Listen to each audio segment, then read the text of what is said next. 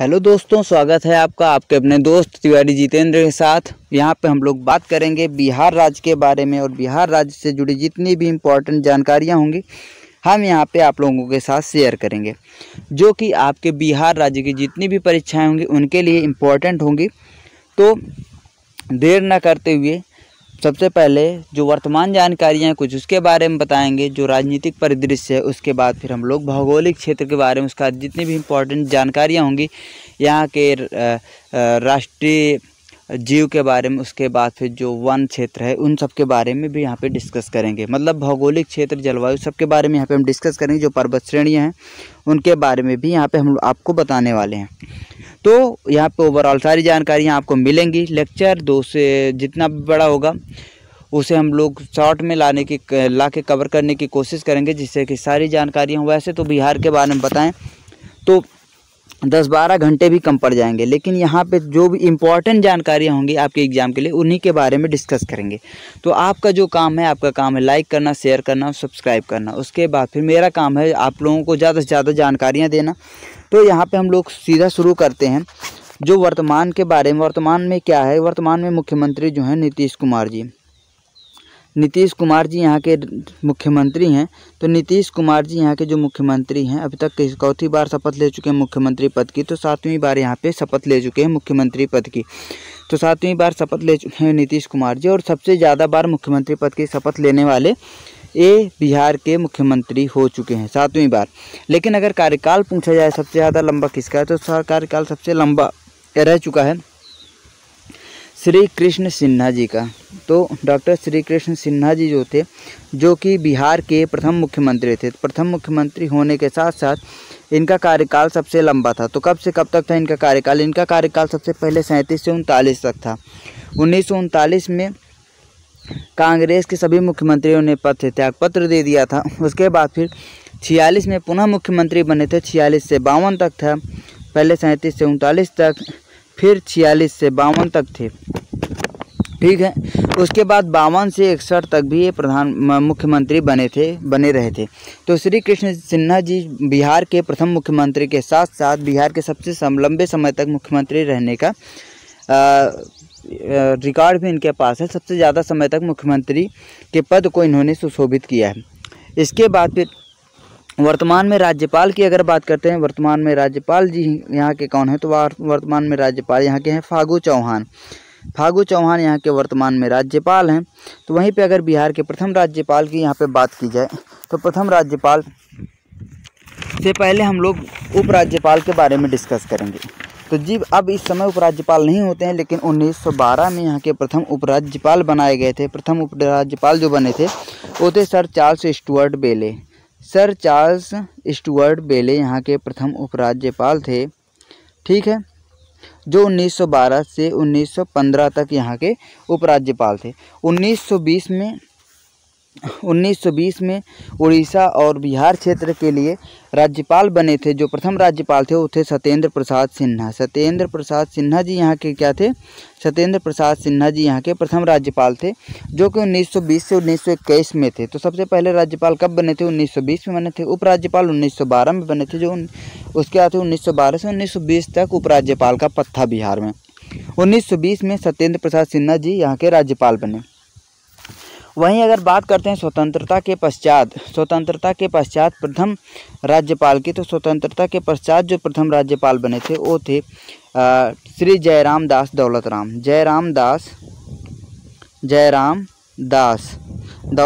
जी यहाँ के क्या थे, प्रथम राज्यपाल। कब से कब थे? 1947 से। दौलतराम जी यहाँ के क्या थे, जयराम दौलतराम जी यहाँ के प्रथम राज्यपाल थे स्वतंत्र भारत के बिहार राज्य के। तो बिहार राज्य में जब भारत स्वतंत्र हुआ तो प्रथम राज्यपाल श्री जयराम दास जी थे। इनका 1947 से 48 तक कार्यकाल था। इसके बाद यहाँ के अगर प्रथम विधानसभा अध्यक्ष के बारे में बात कर लेते हैं। अध्यक्ष के बारे में भी हम सबके बारे में डिटेल में एक बार नाम सबका रिवाइज करेंगे, क्योंकि कभी कभी पूछ लिया जाता है कौन नहीं थे, तो उन सब के बारे में जानकारी मिल जाएगी। तो विधानसभा के प्रथम अध्यक्ष 1937 में जो बने थे वो थे श्री राम दयालु सिंह। कौन थे? श्री राम दयालु सिंह, श्री राम दयालु सिंह यहाँ के क्या थे, प्रथम विधानसभा अध्यक्ष थे। उसके बाद अगर बात की जाए आज़ादी के बाद प्रथम जो थे वो दूसरे जो अध्यक्ष यहाँ के बने थे बिंदेश्वरी प्रसाद वर्मा। बिंदेश्वरी प्रसाद वर्मा जी जो थे यहाँ के 1946 से 62 तक थे। तो अगर पूछा जाए जब भारत आज़ाद हुआ था उस समय बिहार राज्य के विधानसभा के अध्यक्ष कौन थे, तो बिंदेश्वरी प्रसाद वर्मा जी थे। जबकि प्रथम विधानसभा अध्यक्ष के बारे में बात की जाए श्री राम दयालु सिंह जी यहाँ के प्रथम अध्यक्ष थे। ठीक है, बढ़ते हैं आगे। आगे बढ़ने से पहले हम लोग देखते हैं वर्तमान में जो परिदृश्य था उसके बारे में हम लोगों ने देख लिया।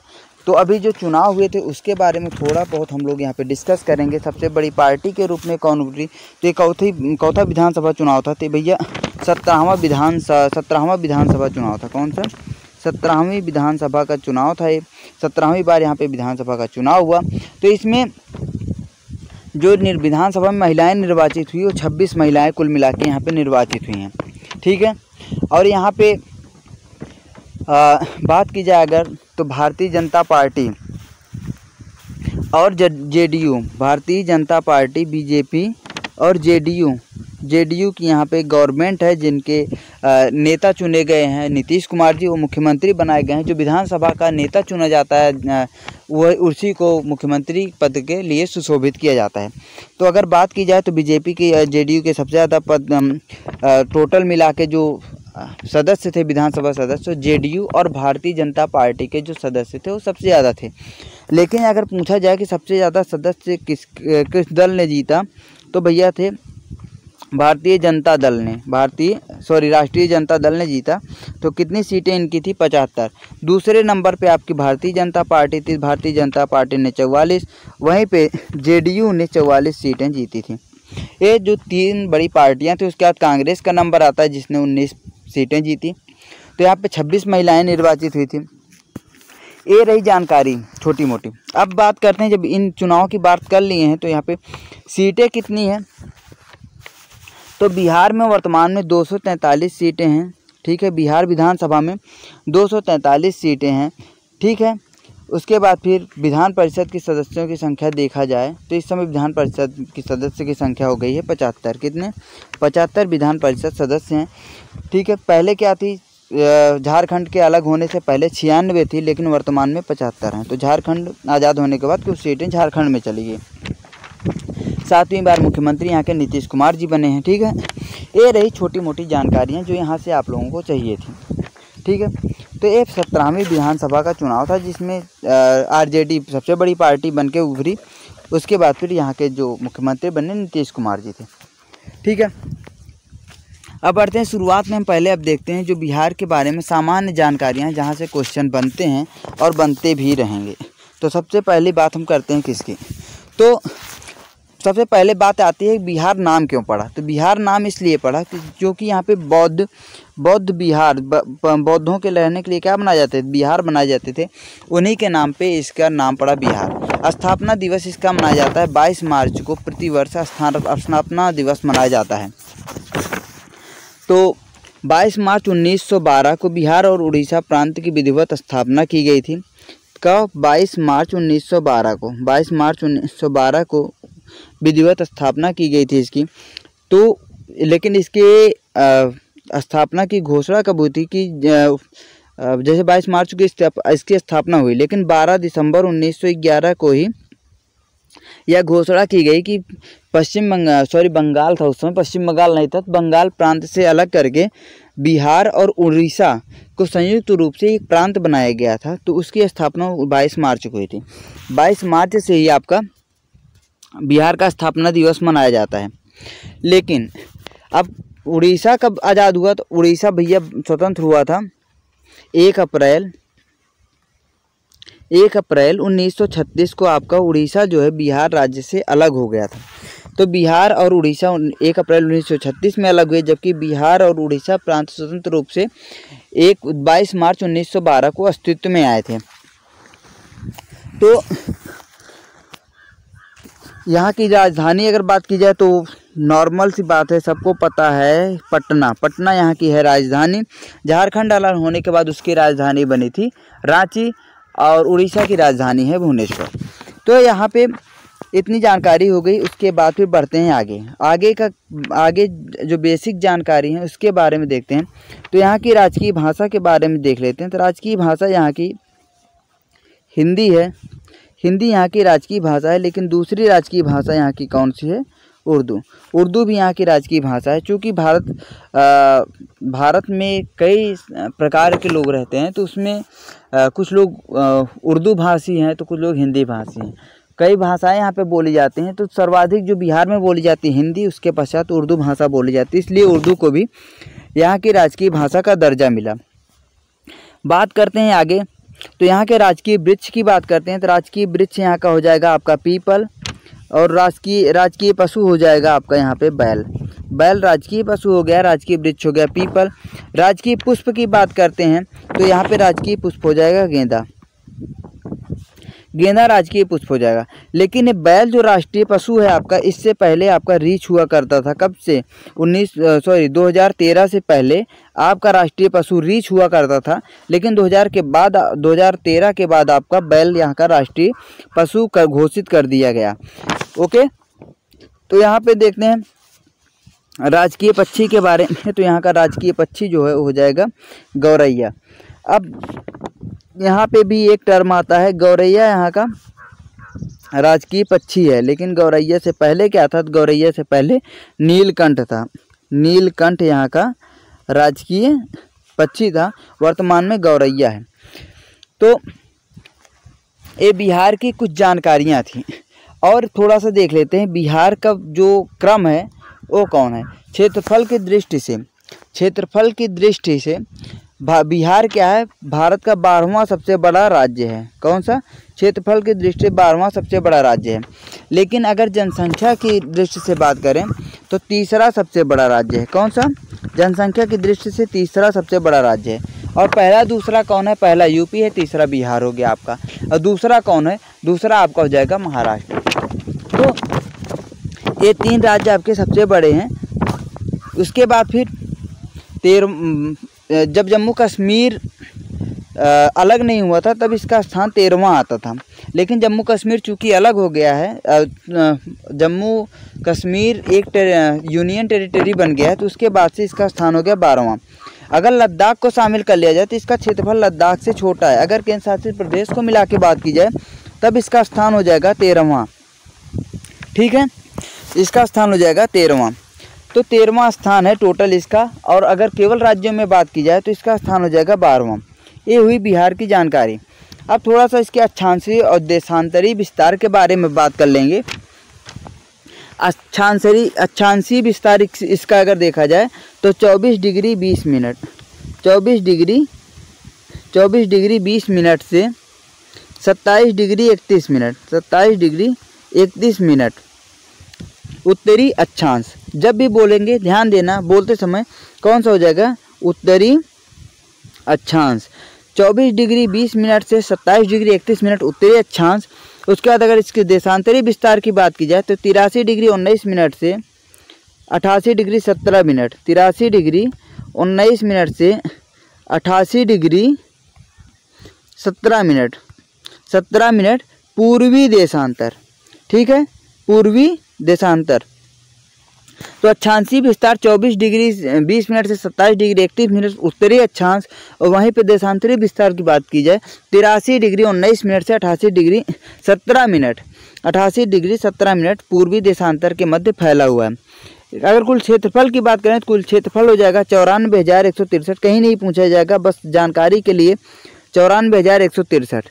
हाँ, अक्षांशीय और देशांतरी विस्तार पूछा जा सकता है। क्षेत्रफल बहुत कम संभावना है, हालांकि जानकारी होनी चाहिए। उत्तर से दक्षिण की ओर अगर लंबाई पूछी जाए तो उत्तर से दक्षिण की ओर हो जाएगा 345 किलोमीटर लंबाई। और जबकि इसकी चौड़ाई पूर्व से पश्चिम की तरफ कितनी हो जाएगी? 483 किलोमीटर। तो उत्तर दक्षिण विस्तार कितना हो जाएगा? 345 किलोमीटर। उसका पूरब और पश्चिम विस्तार देखा जाए 483 किलोमीटर आपका विस्तार हो जाएगा। ठीक है, इसकी समुद्र तल से ऊंचाई पूछी जाती, कई बार पूछी गई, तो 173 फीट इसकी समुद्र तल से ऊंचाई है। और यहाँ पे सामान्य वर्षा होती है, तो सामान्य वर्षा लगभग 1200 के आसपास, 1200 mm के आसपास यहाँ की वर्षा प्राप्त होती है यहाँ पे। तो अभी हम क्या यहाँ पे जो देख रहे हैं नॉर्मल सी जानकारी दे रहे हैं, बाकी जलवायु जब पढ़ाने लगेंगे तो वहाँ पे वर्षा क्षेत्र के बारे में अलग से बताएंगे। तो बिहार क्या है? बिहार एक भू आवेष्टित राज्य है। भू आवेष्टित का मतलब होता है जो चारों तरफ से अपने राज्य अलग अलग राज्यों से घिरा हुआ है, जहाँ की सीमा, बिहार की सीमा समुद्री क्षेत्र से नहीं टच करती है। तो बिहार पूरी तरीके से स्थल रुद्ध देश है, ठीक है। भारत के पूर्वी भाग में स्थित है। और ये कहाँ से सीमा साझा करता है? तो बिहार जो है भैया, बिहार उत्तर में नेपाल से, बिहार के उत्तर में है नेपाल, ठीक है।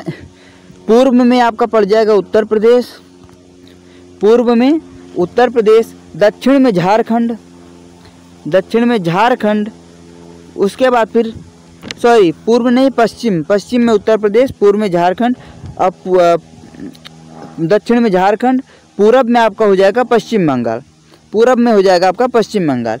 इन राज्यों से घिरा हुआ है।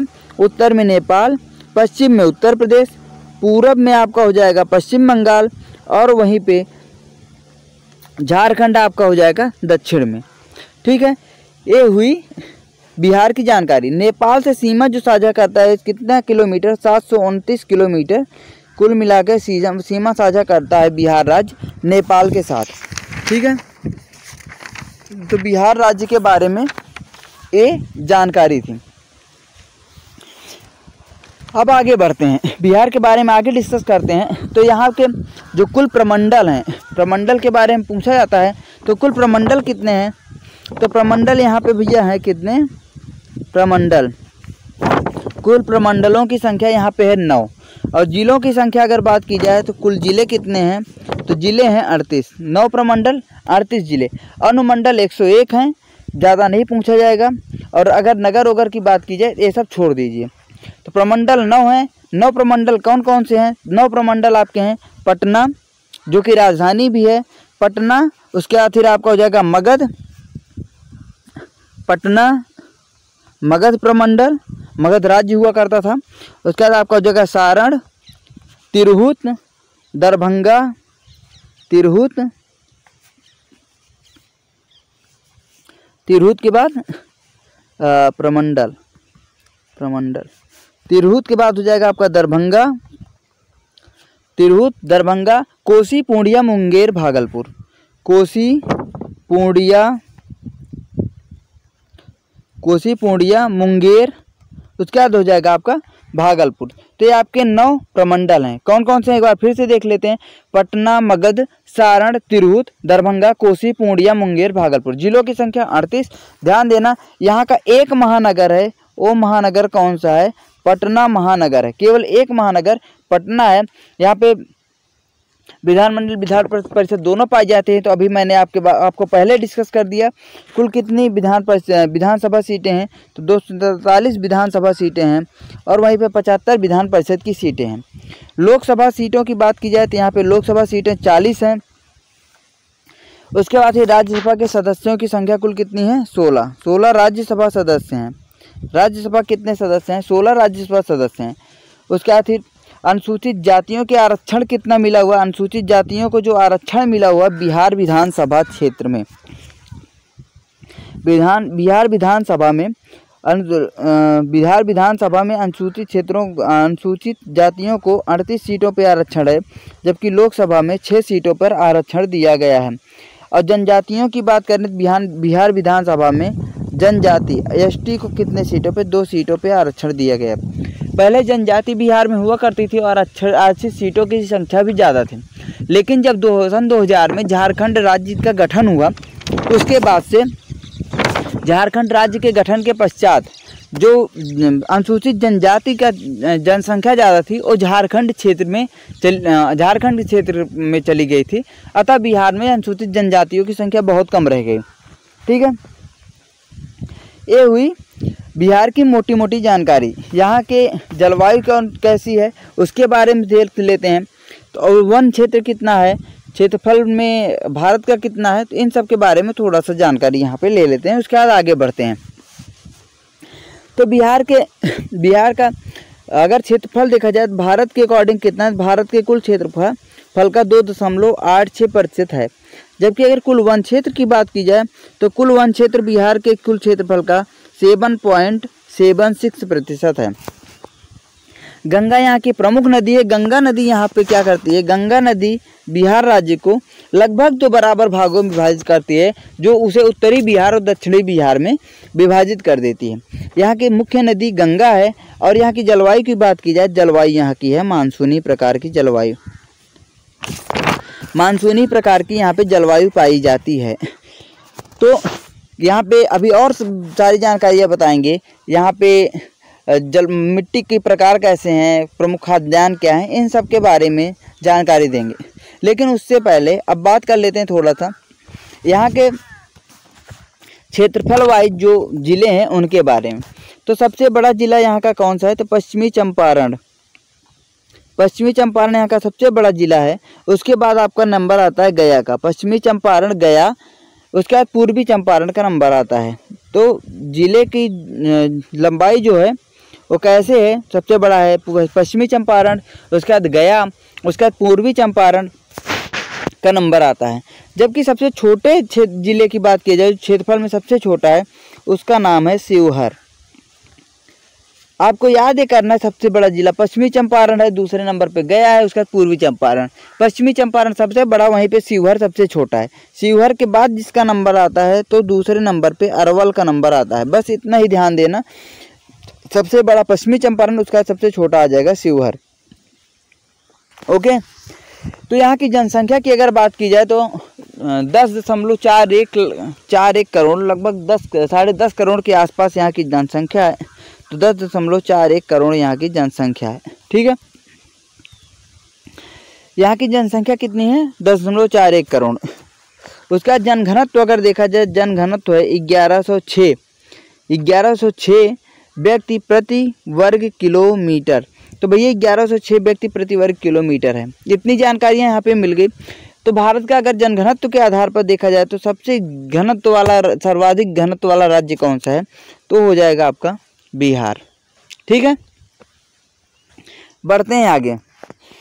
आगे देखते हैं, जनघनत्व हो गया, जनसंख्या हो गई, तो लिंगानुपात की बात कर लेते हैं। बिहार का लिंगानुपात कितना है, तो 918 लिंगानुपात है बिहार राज्य का।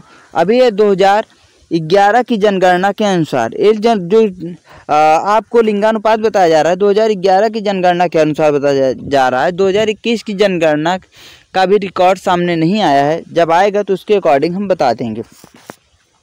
वही 11 की जनगणना के अनुसार ही यहाँ पे हम बात करेंगे। सारी चीज़ें जो जनगणना से रिलेटेड हो रही हैं, ये सारी चीज़ें 2011 की जनगणना के आधार पर ही बताई जा रही हैं। तो बार बार जनगणना का नाम नहीं लूँगा। तो यहाँ पे लिंगानुपात 918 है। उसके बाद साक्षरता आपकी देखा जाए तो पुरुष साक्षरता 71, पुरुष साक्षरता जो आपकी है वो 71.2% है। वहीं पे अगर महिला साक्षरता की बात की जाए तो 51.5% है। कितना लंबा गैप है, लगभग 20% का अंतर यहाँ पे आता है महिला और पुरुष साक्षरता में। ठीक है, ये हमारे पुरुष प्रधान देश की सोच को बताता है। हालांकि महिलाओं की साक्षरता बढ़ रही है, बिहार में भी काफ़ी अच्छे से तेज़ी से काम हो रहा है और महिलाओं को ज़्यादा से ज़्यादा उच्च स्तरीय शिक्षा की ओर प्रोत्साहित किया जा रहा है। उनको भी आगे पढ़ने का अवसर दिया जा रहा है और बढ़ने का अवसर दिया जा रहा है।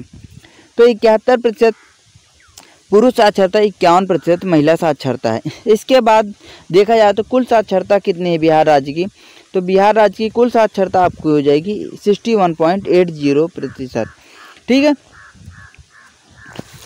तो ये हुई साक्षरता से रिलेटेड कुछ चीज़ें। अब यहाँ पे ग्रामीण साक्षरता और शहरी साक्षरता के बारे में थोड़ा सा हम बता देंगे।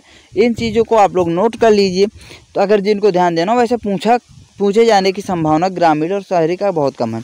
तो ग्रामीण साक्षरता है आपके 59.78%। वहीं पे अगर शहरी साक्षरता की बात की जाए,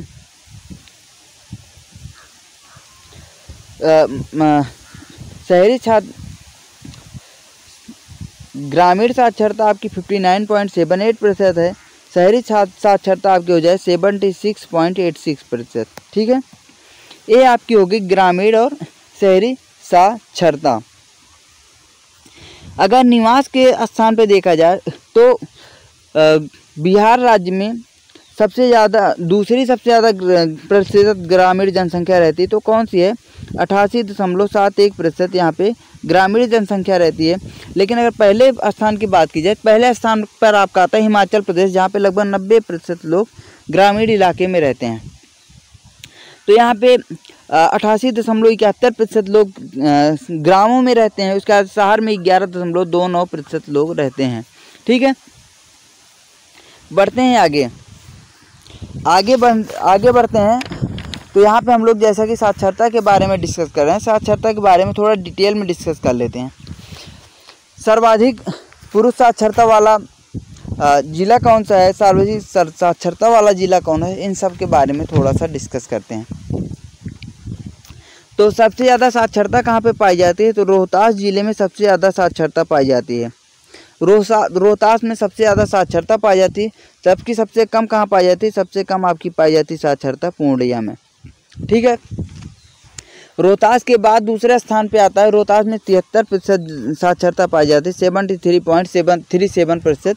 उसके बाद पटना में आपका 70% साक्षरता के साथ दूसरे स्थान पे आता है। दूसरे स्थान पे आपका आता है पटना। ठीक है, पटना आपका दूसरे स्थान पर आता है। ठीक है, पहले स्थान पे रोहतास, दूसरे पे पटना आ जाएगा। उसका सबसे कम साक्षरता में पूर्णिया का स्थान आता है जो 51% साक्षर है। दूसरे स्थान पे आता है सीतामढ़ी, 52% साक्षर है। रोहतास, पटना, इधर हो जाएगा पूर्णिया और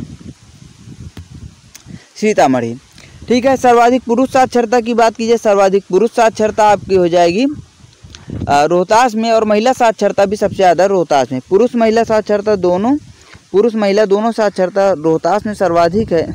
वहीं पे सबसे कम पुरुष साक्षरता की अगर बात की जाए तो पूर्णिया में है, जबकि सबसे कम पुरुष महिला साक्षरता की बात की जाए तो वो सहरसा में है। ठीक है, सहरसा। ये हुई आपकी साक्षरता से जुड़ी हुई चीज़ें। यहाँ तक आप लोगों को उम्मीद करता हूँ कि सारी चीज़ें समझ में आई होंगी, और आप लोग, मेरा यही प्रयास रहेगा कि आप लोगों को ज़्यादा से ज़्यादा यहाँ से जानकारी दी जाए। अब यहाँ पे मेरे पास अभी यहाँ पे मैं आपको मैप नहीं दिखा सकता फ़िलहाल। अगर आपसे बात की जाए, यहाँ पे कुछ महत्वपूर्ण तथ्य हैं। बिहार का जूट उत्पादन में स्थान कौन सा है? जूट उत्पादन में बिहार का स्थान कौन सा है? दूसरा है। अच्छा, पूछा जाए भारत में पहले स्थान पे जूट उत्पादन कौन करता है, तो वो है पश्चिम बंगाल। उसके बाद फिर यहाँ पे थोड़ा तथ्य के बारे में बता रहे हैं, तो इन चीज़ों को थोड़ा सा ध्यान दीजिए। यहाँ पे अगर देखा जाए त्रिवेणी नहर के बारे में पूछा जाता है, जो एग्जाम ओरिएंटेड क्वेश्चन है उनके बारे में थोड़ा सा बात कर रहे हैं। तो त्रिवेणी नहर का जो उद्गम स्थान होता है वो कहाँ से होता है? वो गंडक से होता है। उसके बाद फिर अनुपम झील बिहार में है, के कैमूर में है। तो लेकिन यहाँ पे सबसे बड़े वन्यजीव अभ्यारण्य की बात की जाए, सबसे बड़ा वन्यजीव अभ्यारण्य जो है वो हो जाएगा आपका कैमूर वन्यजीव अभ्यारण्य। कैमूर वन्यजीव अभ्यारण्य यहाँ का सबसे बड़ा अभ्यारण्य है। ठीक है, कहाँ का? बिहार का सबसे बड़ा अभ्यारण्य हो जाएगा आपका कैमूर। तो ये रही आपकी मोटी मोटी जानकारी। यहाँ पे केवल यहाँ का अगर देखा गौतम बुद्ध वन्यजीव अभ्यारण्य है, उसका राष्ट्रीय उद्यान गौतम बुद्ध वन्यजीव अभ्यारण्य आपका कहाँ पे स्थित है? पूछा जाता है बिहार में। यहाँ पे केवल एक ही राष्ट्रीय उद्यान है। वो कौन सा? राष्ट्रीय पार्क केवल एक है। तो राष्ट्रीय पार्क कौन सा है? वो है वाल्मीकि राष्ट्रीय पार्क। बहुत ज़्यादा पूछा जाता है। वाल्मीकि नेशनल पार्क जो है, राष्ट्रीय पार्क जो है, राष्ट्रीय उद्यान जो है, ये आपका पड़ता है पश्चिमी चंपारण में। पश्चिमी चंपारण में ये 2020 के PCS में भी पूछा गया था। वाल्मीकि जो नेशनल पार्क है वो कहाँ पे है? तो ये पश्चिमी चंपारण में आपका हो जाएगा। ठीक है, ये हुई यहाँ की जानकारी। यहाँ के बाद हम थोड़ा सा चलेंगे। अब आप लोगों को आज इतिहास के बारे में, फिर ज्योग्राफी थोड़ी सी बताएंगे। तो सबसे पहले यहाँ पे हम आप लोगों को बिहार के भूगोल के बारे में बताते हैं। और यहाँ पे इतिहास के बारे में हम कोशिश करेंगे, एक अलग सा लेक्चर ले लेंगे जिसमें कि आपको टोटल उसमें आपका इतिहास बताया जाए, नहीं तो यहाँ पे आपकी खिचड़ी हो जाएगी। मुझे लगता है ज्योग्राफी बताना ज़्यादा बेटर होगा, तो मैं आप लोगों को बिहार के भूगोल के बारे में कुछ जानकारियाँ दे रहा हूँ। तो बिहार में चट्टान के 4 प्रकार पाए जाते हैं। 4 प्रकार कौन कौन से हैं? तो पहला हो जाएगा आपका धारवाड़ प्रकार की चट्टानें, दूसरा हो जाएगा आपका विंध्यन क्रम की चट्टानें, विंध्यन क्रम की चट्टानें, उसके बाद हो जाएगी टर्सरी क्रम की चट्टानें, टर्सरी, उसके बाद चौथी हो जाएगी क्वार्टनरी किस्म की चट्टानें। यहाँ पे हम आपको जो बता रहे हैं, अब मैं उम्मीद करता हूँ कि भूगोल आप लोग पढ़ने जा रहे हैं, तो भूगोल पढ़ने से पहले आप लोग बिहार के मैप को अपने सामने रखेंगे, जिससे कि जो चीज़ें हम बताएं उन चीज़ों को आप लोग अच्छे से देखते हुए चलिए। तो बिहार में बात करते हैं धारवाड़ क्रम की चट्टानें। तो धारवाड़ क्रम की चट्टानें कहाँ पे पाई जाती है? धारवाड़ क्रम की चट्टानें आपकी पाई जाएंगी मुंगेर में, मुंगेर, जमुई, नवादा। धारवाड़ क्रम की चट्टानें कहाँ पाई जाएगी? मुंगेर, जमुई, नवादा। यहाँ पे अभी आप लोग देख लीजिए। वैसे मैं कोशिश करूँगा कि मैप के साथ एक आप लोगों का एक वीडियो बनाया जाए, जिसमें आप लोगों को अच्छे से ये यहाँ की चट्टानों के बारे में आपको अच्छे से बताया जा सके। तो बिहार के बारे में ये रहे। उसका तो धारवाड़ क्रम की बात करते हैं। विंध्यन क्रम की चट्टान, विंध्यन आपका नीचे पड़ जाता है, तो विंध्यन क्रम की चट्टानों की ओर अगर हम बढ़ेंगे तो विंध्यन क्रम की चट्टानें जहाँ पे कैमूर और सोन नदी घाटी जो पड़ती है रोहतास में, तो रोहतास में आपका विंध्यन क्रम की चट्टान पड़ेगी, वही क्षेत्र है रोहतास। उसका टर्सरी की बात की करें, हिमालय के जो तराई क्षेत्र होते हैं वहाँ पे आपकी हो जाएगी टर्सरी क्रम की चट्टानें, ठीक है, वो आपके हो जाएगी टर्सरी क्रम की चट्टानें। उसके बाद आता है क्वार्टनरी क्रम की चट्टानों की बात। क्वार्टनरी क्रम की चट्टानें आपकी हिमालय और छोटा नागपुर के जो पहाड़ी क्षेत्र का बीच का क्षेत्र होता है वहाँ पे होता है, लेकिन बिहार के अधिकांश भाग में जो पाई जाती है वो क्वार्टनरी क्रम की चट्टानें ही पाई जाती हैं, ठीक है। ये हुई बात आपकी बिहार राज्य की बात, ठीक है। बढ़ते हैं आगे बढ़ते हैं हम लोग। यहाँ पे देखेंगे बिहार राज्य के बारे में। आगे बात करेंगे हम लोग कुछ झील, जलप्रपात, उसके बाद फिर यहाँ पे कुछ गर्म कुंड पाए जाते हैं, उन सब के बारे में थोड़ा सा डिस्कस करेंगे। तो सबसे पहले यहाँ पे मैक्सिमम जो कुंड पाए जाते हैं वो कहाँ पे पाए जाते हैं? वो लगभग पाए जाते हैं राजगीर वाले रीजन में। उसके बाद फिर राजगीर और मुंगेर वाले रीजन में आपके ज़्यादा से ज़्यादा पाए जाते हैं। तो आप लोग अपना मैप अपने सामने रखिए और वहाँ पे देखिए राजगीर कहाँ पे है। उसके बाद फिर आपका राजगीर के साथ साथ आपका मुंगेर। तो राजगीर जो आपका पड़ता है तो कहाँ पे पड़ता है? तो राजगीर आपका पड़ जाएगा नालंदा डिस्ट्रिक्ट में, ठीक है। ये रहा आपका नालंदा डिस्ट्रिक्ट, यहाँ पे आपका पड़ेगा राजगीर। यहाँ पे मैंने मैप पे कुछ काम किया हुआ है तो वो भी आप लोगों को दिख रहा होगा, ठीक है। तो यहाँ पे राजगीर आपका पड़ जाएगा जो कि नालंदा डिस्ट्रिक्ट में आपका पड़ता है। तो राजगीर में जो गर्म कुंड हैं वो कौन कौन से हैं? ब्रह्म कुंड आपका पड़ जाएगा ब्रह्म कुंड, सूर्य कुंड, उसके बाद मखदूम कुंड और घोड़ा कटोरा। उसके बाद फिर आपका आ जाएगा पांडु पोखर, ठीक है। सप्तधारा गर्म कुंड भी आपका यही राजगीर में ही पड़ता है। उसके बाद देखते हैं जो सबसे सर्वाधिक गर्म कौन सा है? तो सबसे गर्म जो है आपका वो पड़ जाएगा ब्रह्म कुंड राजगीर में स्थित है, जो कि सबसे ज़्यादा गर्म कुंड माना जाता है बिहार का, ठीक है। उसके बाद बढ़ते हैं आगे बात करेंगे। यहाँ पे आगे इस समय हम लोग बात कर रहे हैं जलकुंड के बारे में, जिसमें हमने राजगीर के कुछ गर्म कुंड की बात करते हैं। इसके बाद मुंगेर की तरफ बढ़ते हैं। मुंगेर आपका कहाँ पे है? तो आपका मुंगेर ये रहा। मुंगेर में आपका कौन कौन सा है?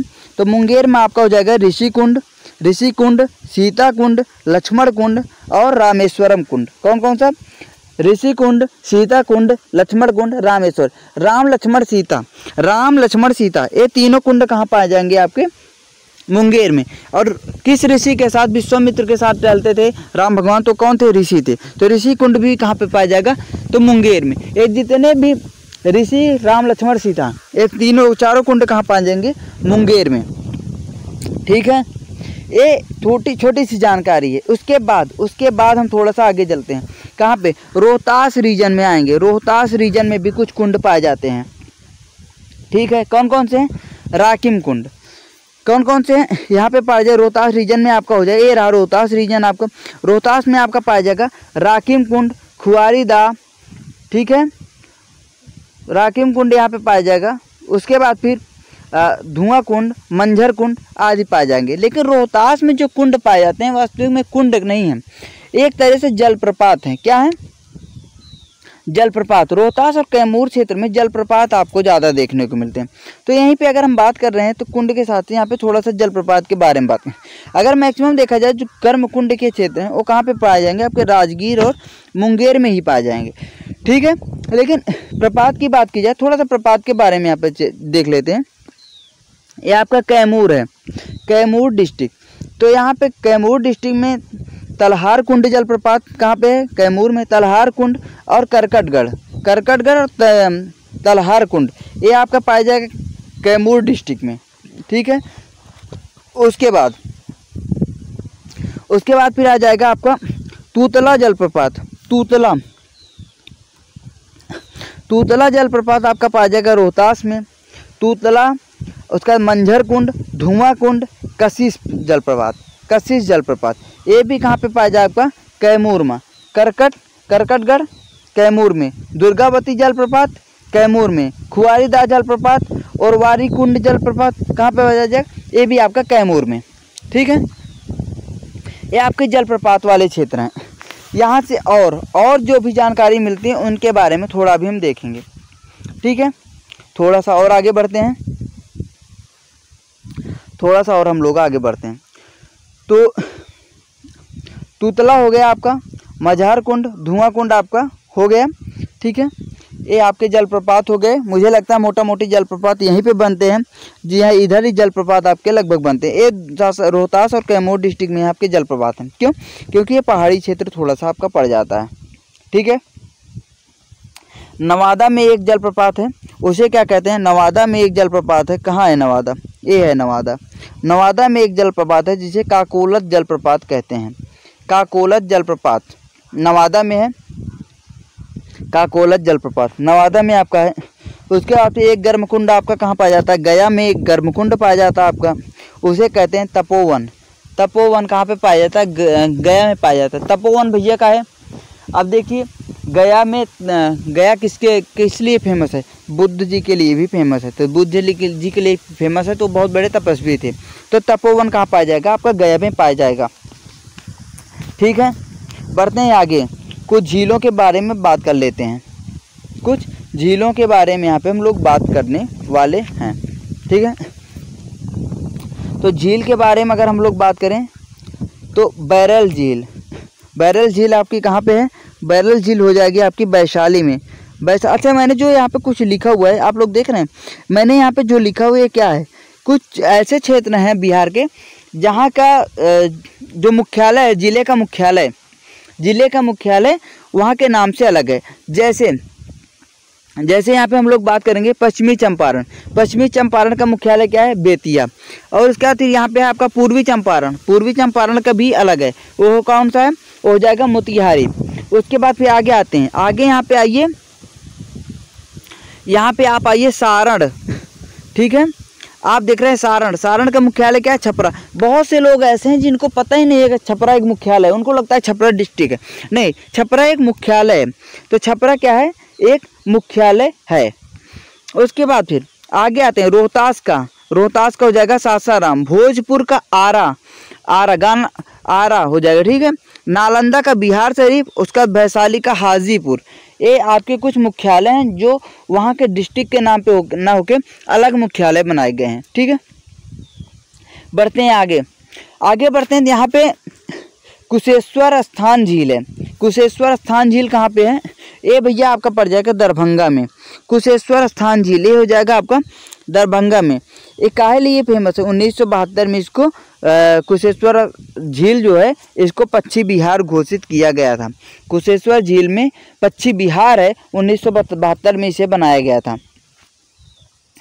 अब बढ़ते हैं आगे बढ़ते हैं। आगे क्या है? पढ़ते हैं सहरसा चलते हैं। सहरसा में आपका है सिमरी बख्तियार, ये है सिमरी झील, उसके बाद यहीं पे है बख्तियार झील। सिमरी और बख्तियार झील कहाँ पे है? ये आपका सहरसा में पड़ता है। ठीक है।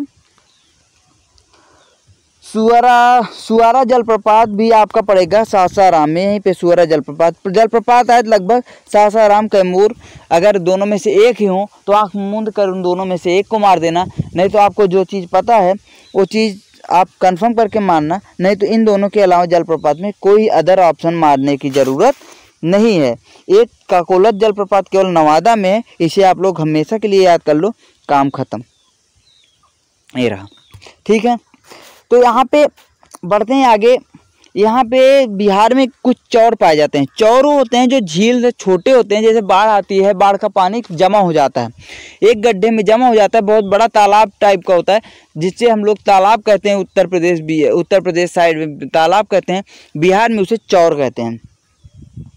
तो यहाँ पे चौर कौन कौन से है? सारण में आपका पड़ेगा एक, सारण में आपका एक पड़ेगा, कौन सा? सारण में हरिया चौर पड़ेगा, हरिया चौर सारण में पड़ेगा। उसके बाद भूसरामन थरथुरा चौर, थरथुरा चौर आपका मुजफ्फरपुर में पड़ेगा। उसके बाद ब्रह्मपुरामन भूसरामन थरचुरा चौर, ये सारे कहाँ पे पड़ेंगे? मुजफ्फरपुर में। आगे वैशाली में आपको राधोपुर चौल है, वैशाली ये रहा। राधोपुर चौल आपका कहाँ पड़ेगा? वैशाली में पड़ेगा। ठीक है। आगे बढ़ते हैं। भगवा चौर आपका सहरसा में पड़ेगा, सहरसा में आपका एक है भगवा चौर। तो मुझे लगता है झील, प्रपात और कुंड से रिलेटेड जो जानकारियाँ थी मैंने मोटा मोटी आपको बता दी, और इसके अलावा जो भी आपको जानकारी होती है उसको आप लोग एक बार देख लेना। हाँ, यहाँ पे काबर ताल जो है, काबर ताल तो क्या है? एक रामसर आर्द्र भूमि है। तो रामसर आर्द्र भूमि है, कहाँ पे है? बेगूसराय में है। काबर ताल रामसर भूमि है, ये बेगूसराय में है। तो बिहार में प्रथम रामसर आर्द्र भूमि कौन सी है? काबर ताल है। ठीक है। तो ये कहाँ पे? बेगूसराय में। पूछा जा सकता है, इंपॉर्टेंट क्वेश्चन है। बढ़ते हैं आगे। ठीक है। आगे अब हम लोग डिस्कस करेंगे मिट्टियों के बारे में। मिट्टी के बारे में डिस्कस करने के बाद उसके बाद फिर हम लोग अपने लेक्चर को समाप्त करेंगे। उसके बाद फिर जो आगे होगा उसे हम लोग अगले लेक्चर में पढ़ेंगे और जो जानकारियाँ होंगी। तो यहाँ पे हम लोग देख रहे हैं, यहाँ पे आपका एक क्या पड़ जाता है? आपका एक गंगा का क्षेत्र पड़ जाता है। ठीक है। एक गंगा का क्षेत्र है। तो एक गंगा का क्षेत्र है, मोटा मोटी मैंने एक रफली में बना दिया है ऐसे। एक गंगा का क्षेत्र, इसके ऊपर कौन से हो जाएगा? उत्तरी बिहार, नीचे हो जाएगा दक्षिणी बिहार। यहाँ पे हम लोग मैदान की बात करें, अगर गंगा का उत्तरी मैदान और दक्षिणी मैदान, उत्तरी मैदान में आपकी मिट्टियाँ जो पाई जाती हैं वो पर्वतीय, जो यहाँ पे क्षेत्र है, पर्वतीय मिट्टियाँ इस क्षेत्र में पाई जाएंगी। उसके बाद आपकी तराई पाई जाएंगी, फिर बांगर पाई जाएंगी, अम्लीय पाई जाएंगी। उसके बाद बलसुंदरी, खादर कौन सी होगी? जो यहाँ पे एकदम पास में है, यहाँ वाले क्षेत्र में खादर मिट्टियाँ पाई जाएंगी। ठीक है। और नवीन जलोढ़ मिट्टियाँ होती हैं। तो पहले उत्तरी बिहार के बारे में ही डिस्कस कर लेते हैं। तो उत्तरी बिहार के बारे में, जैसा कि आपका आ गया ये हो गया। ठीक है। उत्तरी बिहार के बारे में बात करते हैं। उत्तरी बिहार में जब हम लोग बात करते हैं पर्वतीय मिट्टियों के बारे में मैंने बता दिया, ये क्षेत्र आपका हो जाएगा। तराई क्षेत्र कहाँ पे हो जाएगा? तराई क्षेत्र क्या हो जाएगा आपका? तराई क्षेत्र पश्चिमी चंपारण से लेकर आपका किशनगंज वाला रीजन, जो पश्चिमी चंपारण है, यहाँ पे आपका तराई पड़ जाता है ना, ये तराई क्षेत्र में आएगा। उसके बाद पूर्णिया और सहरसा की तरफ आएंगे जब हम लोग। उसके बाद हम एक यहाँ से ऐसे आते हुए यहाँ तक ऐसे। ठीक है। ये आपका हो जाएगा तराई क्षेत्र। और उसके बाद हम लोग जब आएंगे कोसी वाले रीजन में, जो कोसी का क्षेत्र है, कोसी वाले रीजन में ये क्षेत्र, ए रीजन जो कोसी के मैदान में आता है, यहाँ पे कोसी नदी बहती है। कोसी के मैदान में जब हम लोग चलेंगे तो यहाँ पे आपको बांगर मिट्टी देखने को मिलेगी। ठीक है। यहाँ पे आपको बांगर मिट्टी भी देखने को मिलेगी। अम्लीय मिट्टी की अगर बात करें तो आपको कहाँ पे देखने को मिलेगी? वो आपको दरभंगा साइड में देखने को मिलेगी। दरभंगा साइड में आपको इस क्षेत्र में आपको अम्लीय मिट्टी मिलेगी। उसके बाद मुजफ्फरपुर में भी आपको अम्लीय मिट्टी देखने को मिलेगी। तो ये क्षेत्र मुजफ्फरपुर दरभंगा में आपको अम्लीय मिट्टी देखने को मिलेगी। यहाँ पे इसको क्या कहते हैं, इसे कैवाल मिट्टी कहते हैं। अम्लीय मिट्टी को यहाँ पे क्या कहते हैं, कैवाल मिट्टी कहते हैं। कैवाल या कहीं कहीं करेल भी सुनने को मिलेगा, तो कैवाल मिट्टी से कहते हैं। उसके बाद पूर्णिया के दक्षिणी भाग में और सहरसा और दरभंगा में ही, सहरसा और दरभंगा यही रीजन है, इस रीजन में और सारण तक के क्षेत्र में, सारण तक के क्षेत्र में आपको बाल सुंदरी और नवीन मिट्टी देखने को मिलेगी। तो उत्तरी बिहार की जो मिट्टियों के प्रकार थे वो थी। ठीक है, थोड़ा सा अब आते हैं दक्षिण रीजन में। दक्षिणी मैदान के बारे में थोड़ा सा डिस्कस करते हैं यहाँ पे। तो दक्षिणी मैदान के बारे में हम जो लोग डिस्कस करेंगे तो वहाँ पे कौन सी पाई जाएंगी, पटना मुंगेर के क्षेत्र जो है, आपको जो पटना क्षेत्र पड़ेगा और मुंगेर क्षेत्र, ये रीजन जो आपका है, यहाँ पे आपको टाल मिट्टी देखने को मिलेगी। तो कहाँ ये रीजन में क्या मिलेगी, आपको टाल मिट्टी देखने को मिलेगी। पटना, मुंगेर, भागलपुर में सबसे ज़्यादा ये मिट्टियाँ पाई जाती हैं। ठीक है, उसके बाद फिर आते हैं बलथर मिट्टी का एक प्रकार है जो राजमहल की पहाड़ी, छोटा नागपुर पहाड़ी के क्षेत्र में इस साइड में आपको देखने को मिलेगी। यहाँ पे क्या होता है, बलथर में क्या होता है, लोहे का अंश ज़्यादा पाया जाता है। तो इन क्षेत्रों में जब लोहे का अंश अधिक पाया जाएगा, कैमूर पठार के साइड में यहाँ पे भी देखने को मिलेगा। जो पठारी और पर्वतीय क्षेत्र हैं उस साइड में आपको बलथर मिट्टी देखने को मिलेगी। लोहे की अधिकता के कारण इनका रंग क्या होता है, लाल होता है। उसके बाद कैमूर और रोहतास के क्षेत्र में ही आपको लाल और बलुई मिट्टी भी देखने को मिलेंगी। ठीक है, ये आपका मोटा मोटी बिहार के ज्योग्राफी के बारे में थोड़ा सा हमने डिस्कस किया। बिहार के राष्ट्रीय पुष्प पौधे के बारे में डिस्कस किया। थोड़ा सा राजनीति की चर्चा इसमें की, जो वर्तमान में मुख्यमंत्री हैं और प्रथम मुख्यमंत्री राज्यपाल के बारे में मैंने बता दिया। उसके बाद आपको बिहार के झील के बारे में, जलप्रपात के बारे में और कुंड के बारे में यहाँ पे डिस्कस किया। और आने वाले समय में हम लोग नदियों के बारे में भी और जितनी भी विस्तृत जानकारियाँ उनके बारे में जानकारी भी प्राप्त करेंगे। राज्य व्यवस्था और इतिहास को भी बढ़िया से देखेंगे, जिससे कि आपका कोई भी क्वेश्चन छूटे ना। बिहार के जितनी भी परीक्षाएं हो, चाहे वो पुलिस की हो चाहे वो PCS की हो, तो आपका बिहार तो यही रहने वाला है और यहीं से क्वेश्चन बनने हैं, चाहे वो कितनी भी बड़ी परीक्षा हो, कितनी भी छोटी परीक्षा हो, सबके लिए ये आपके को इम्पोर्टेंट होने वाला है।